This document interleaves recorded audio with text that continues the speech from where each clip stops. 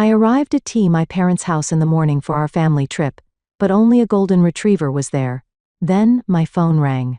We're off on a cruise. Take care of the dog. My sister laughed next to them. Don't worry, we'll bring you back a special gift. When they returned, they stepped inside and froze in pure terror. Carol Hamilton gazed out the window, preparing herself mentally for the day ahead. She picked up her smartphone and checked her work emails. Despite it being Sunday morning, 3 urgent messages had already arrived. I'll deal with those later, she muttered quietly as she pulled her hair back into a ponytail. After 15 years as a real estate consultant, her reputation was unshakable. Clients valued her sharp analytical skills and decisiveness, and her name had become a brand in the Los Angeles real estate market. Her husband Michael spotted Carol from the bedroom and smiled gently. Are you ready for today? Carol shrugged. Just like always. It'll be a perfect family day with my mother, father, and sister. Michael didn't miss the sarcasm in her voice. He stood beside her and put his arm around her shoulder. They had chosen not to have children, prioritizing their careers and enjoying their freedom instead. However, Carol's family, especially her mother Martha, didn't understand this choice. Just look at Diana, was Martha's typical refrain. Carol's sister Diana, 4 years younger, was the perfect daughter in her mother's eyes. She worked at a travel agency, always obeyed her mother, and never missed family events. In contrast, Carol was labeled a workaholic and often missed family gatherings because of work. How long will you stay today? Michael asked. As brief as possible, Carol answered honestly. I'll be back by evening at the latest. I have an important meeting tomorrow. Michael kissed Carol's forehead. You'll manage fine. I'll be working all day but should be home for dinner. Carol returned a grateful smile. Michael understood the complexity of her family relationships, a strange mixture of love and obligation. While driving, Carol thought about her father, George. Since retiring, he spent his time gardening and fishing. He was a mild-mannered, quiet man who often remained in Martha's shadow. George was proud of Carol's success but never expressed it in front of his wife and younger daughter. When Carol was a child, her role in the family was clear. She was the responsible one. She watched over young Diana when their parents were busy working. She maintained excellent grades at school and helped with chores at home. Her personal wishes and dreams were always secondary to the family's needs. Turning left onto Sunset Boulevard, Carol entered the upscale neighborhood where her childhood home stood. It was a 2-story house with a spacious yard and old-fashioned charm inherited from her grandparents. But there was a fact few people knew: legally, the house was under joint ownership between Carol and her parents. Her grandfather had wisely arranged for the family property to be passed securely to the next generation. Carol rarely thought about this. Securely to the next generation. Carol rarely thought about this fact. In her mind, it was just the house where her parents lived and managed. She was content with her career and current life. But occasionally, her dormant sense of ownership would awaken. Parking in the driveway, Carol took a deep breath. Today's family trip had been planned by Martha weeks ago. To strengthen family bonds, Martha had said. Carol had inwardly sighed but agreed to participate as promised. Before she could ring the doorbell, eager barking came from inside the house. At least one welcoming presence awaited her. Buddy, the family's golden retriever. Carol smiled slightly. Perhaps today wouldn't be so bad after all. When she touched the doorknob, it was unlocked. Carol entered and called out, "I'm here." There was no answer. Instead, Buddy came bounding from the hallway, greeting her enthusiastically. "Mom? Dad?" Carol called out again.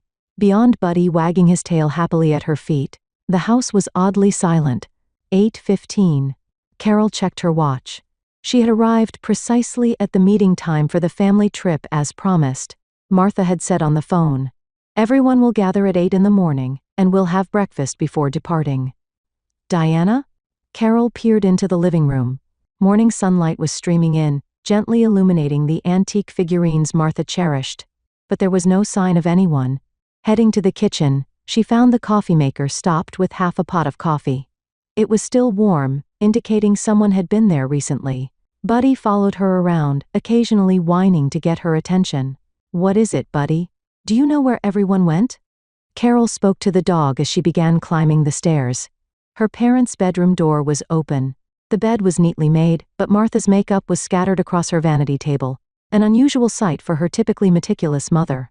The adjacent guest room, Diana's room, was similarly empty. Carol began to feel uneasy. Had there been an emergency? But if so, why hadn't anyone contacted her? She checked her smartphone again, but there were no new messages. When she returned downstairs, Buddy was waiting for her by the front door, staring at her as if he wanted his collar and leash put on. "Want to go for a walk?" Carol asked. "But I need to find the family first."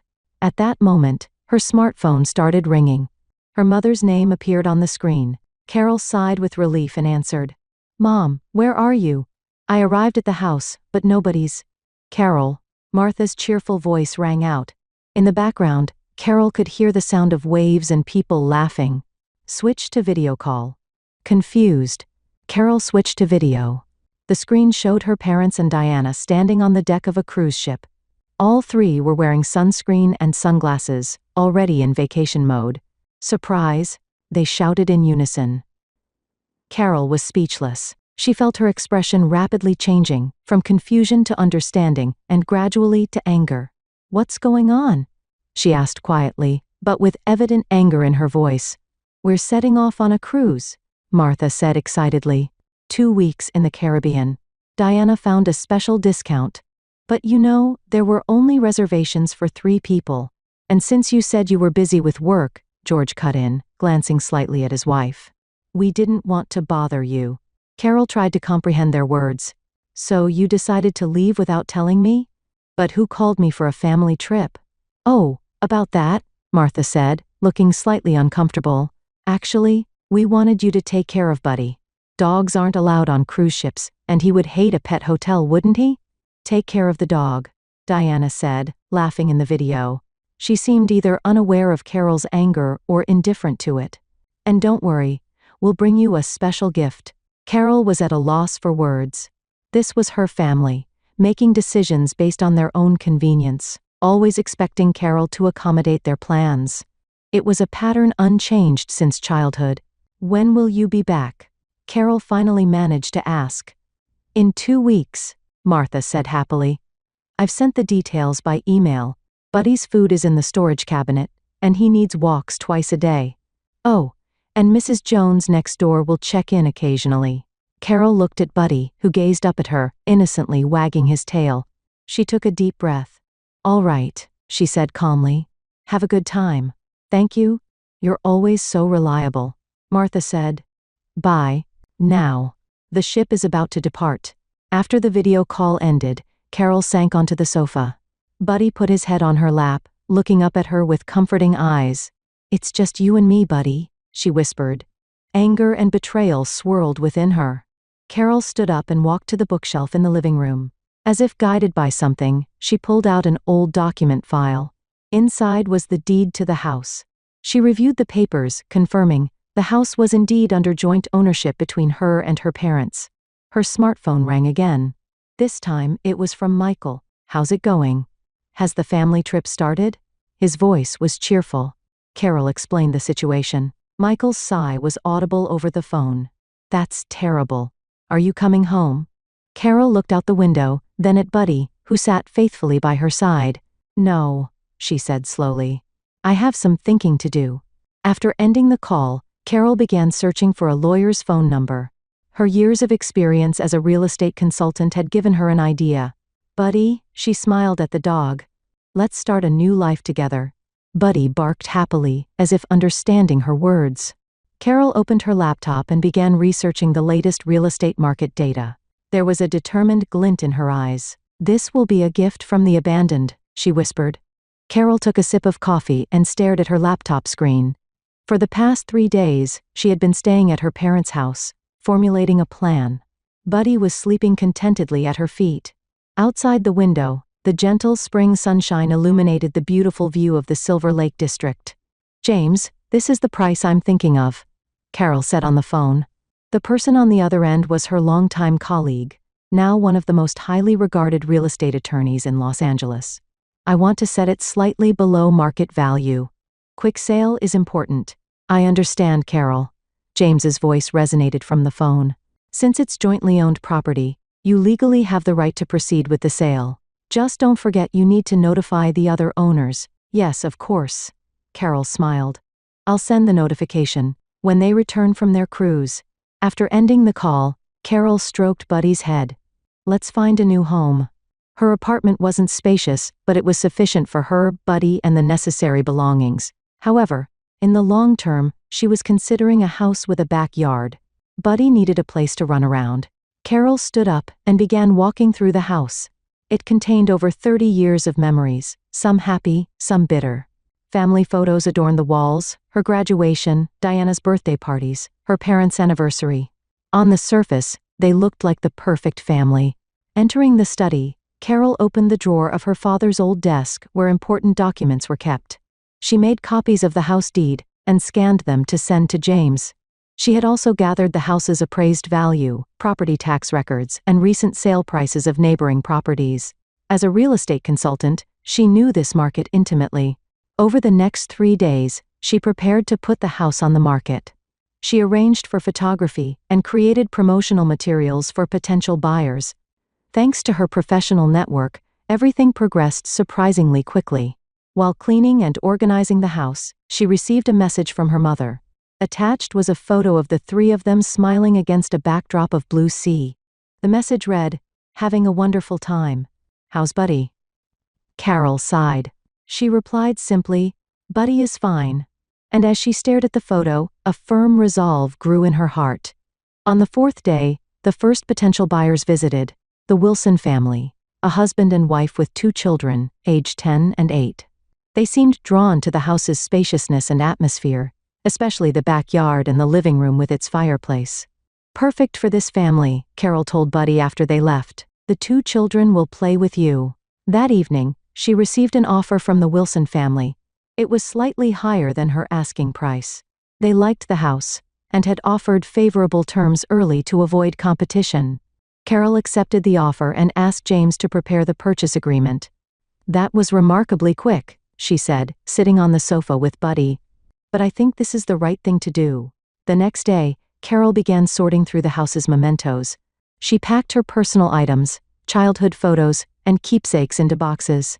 The rest of the family's belongings went into separate labeled boxes. She rented a storage unit nearby to store them for when the family returned. "Should I throw this away?" she wondered, holding an old photo album. It contained pictures of her and Diana as children, rare moments when they actually appeared to get along. After hesitating briefly, she placed it in her own box. As the closing date approached, Carol prepared to live with Buddy in her condominium. She confirmed the pet-friendly policy and bought a bed and dishes for Buddy. Martha sent photos and messages almost daily. "Coming home soon. Can't wait to be back home." Carol read these but didn't reply. Instead, she focused on the sale proceedings. The day before closing, the final documents were completed. Carol signed at James's office and made arrangements to hand over the keys to the Wilson family. She was calm, but complex emotions swirled inside her. This wasn't just revenge, it was an act of reclaiming her own life. "We're moving tomorrow," she told Buddy. The dog responded to her tone, wagging his tail. The next morning, Carol made a final visit to her parents' bedroom. She placed a small card on the pillow. It read, "A gift from the abandoned." Her phone rang. It was a message from her mother. "Coming home tomorrow. Can you pick us up at the airport?" Carol read the message but didn't reply. Instead, she placed another card on the kitchen table with information about the storage facility where her parents' and Diana's belongings were kept. She also attached an invoice for the storage fees. "Not exactly cheap," she chuckled softly. At noon, Carol stood in front of the front door. Buddy was on his leash, waiting beside her. The Wilson family's car appeared on the road. They had come to receive the keys to their new home. "Mrs. Hamilton, thank you so much," Mrs. Wilson said with a smile. Her husband was waiting in the car with their 2 children. "This house will be the place for our new beginning. It's for a wonderful family." Carol smiled as she handed her the keys. "Please take good care of it." "Of course," Mrs. Wilson promised. She looked up at the house and around the garden. "It's the perfect place for our children to grow up." Carol walked to her car with Buddy. She looked back one last time at the house. There was sentimentality, but no regret. "Well, Buddy," she said, Our new life begins now. Getting into the car, Carol took a deep breath. She checked the folder containing the title transfer documents, the storage contract, and all evidence of her plan. Everything was in order. She started the engine and drove away. In the rearview mirror, she saw the Wilson family entering the house. Their children were running around excitedly. A new family was beginning to create new memories. Arriving at her apartment, Carol carried in Buddy's things and her own essentials. Her apartment was cozy but clean, bright, and big enough for Buddy. The window offered a view of downtown Los Angeles. "Our castle, Buddy," she said. "At least for now." That evening she had dinner with Michael. She told him everything that had happened. He was surprised but understood and supported her actions. "I'd like to see their reaction when they get back," Michael said, laughing. Carol smiled. "I don't want to see it, but I can imagine it." That night, Carol lay in bed with Buddy and felt a peace she hadn't experienced in a long time. After their 2-week Caribbean cruise, a taxi carrying Martha, George, and Diana entered the quiet residential area of Silver Lake. Their faces were tanned and relaxed. Their suitcases were full of souvenirs. "It was a wonderful vacation," Martha sighed. "Thank you for your connections, Diana."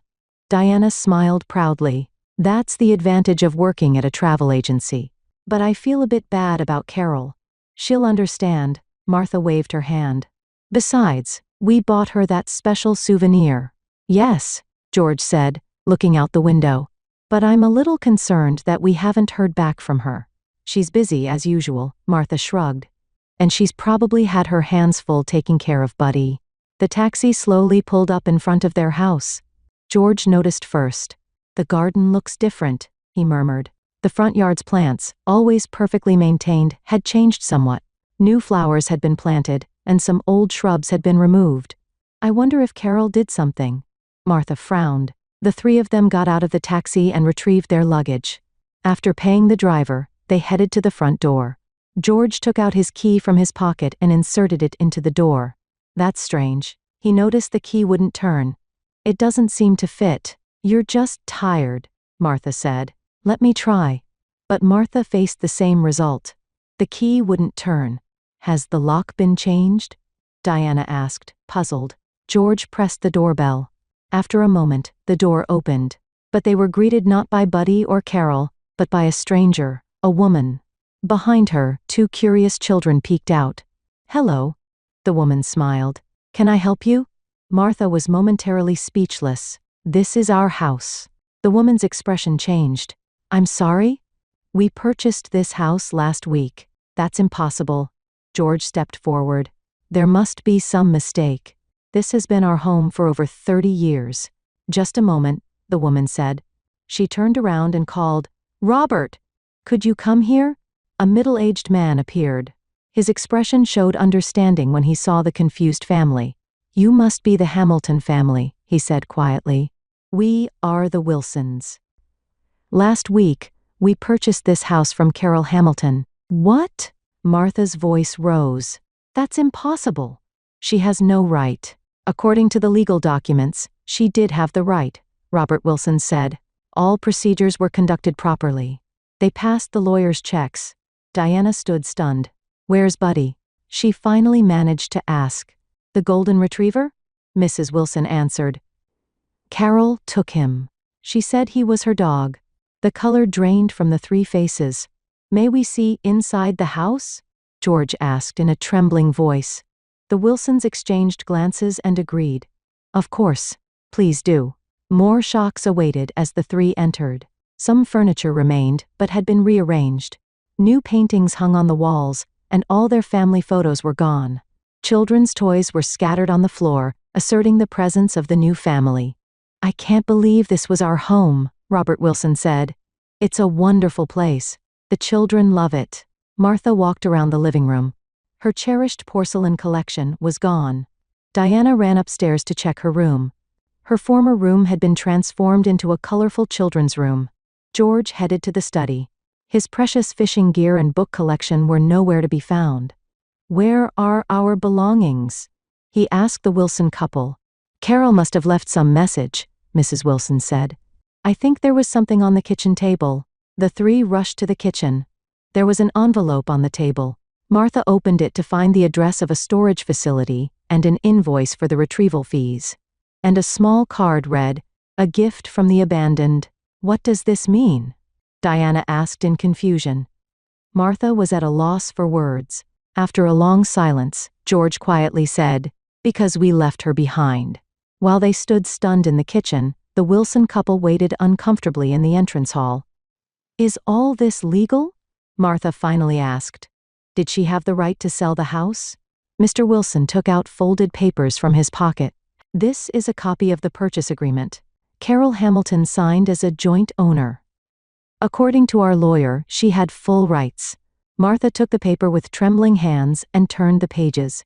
Her face paled. "George, this house wasn't just ours. Carol's name is." "My father's will." George sighed. He instructed that Carol's name be added, because she was the most responsible child. The three gathered again in the living room. Martha headed to the master bedroom. Another message card had been left there. "Meet me at the lawyer's office tomorrow at 11. Address attached." "What should we do?" Diana asked with tearful eyes. "Our belongings? Where will we live?" "We'll have to find a hotel for now," George said. He looked exhausted. "Tomorrow, we'll meet with Carol and talk." The Wilson couple offered them water and chairs. "If there's anything we can do," they said. As the three sat in the living room, Diana's smartphone rang. She picked it up and looked at the screen. "It's a message from Carol." Martha and George turned to her. Diana read the message aloud. "Your belongings are in storage. Details about the retrieval fee will come from the lawyer. Buddy is with me. He is fine." The room fell silent. Tears streamed down Martha's face. "What have we done?" she whispered. "How life can change in just 2 weeks." George covered his face with his hands.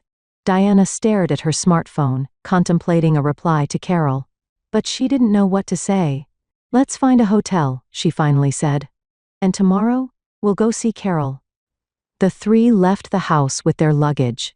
The Wilson couple saw them off apologetically. "Take care," they said. While waiting for a taxi, the three seriously contemplated their actions for the first time in a long while. "I always thought she was responsible," Martha said. "I always thought she would respond to our demands. So we assumed she would never talk back," George said. Diana remained silent. She was thinking about the jealousy she had felt toward her sister, the complex emotions toward Carol, who was always successful and independent.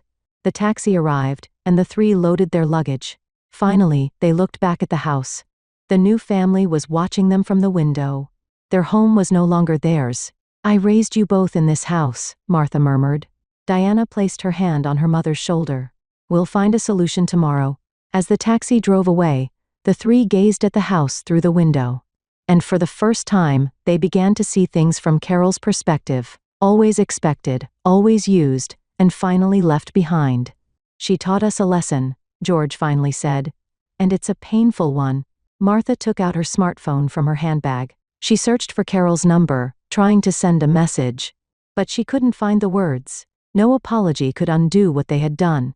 The taxi headed downtown. Behind them, the house that was no longer theirs grew smaller. And ahead of them lay an uncertain future. "Come, buddy." Carol called out in the spacious backyard.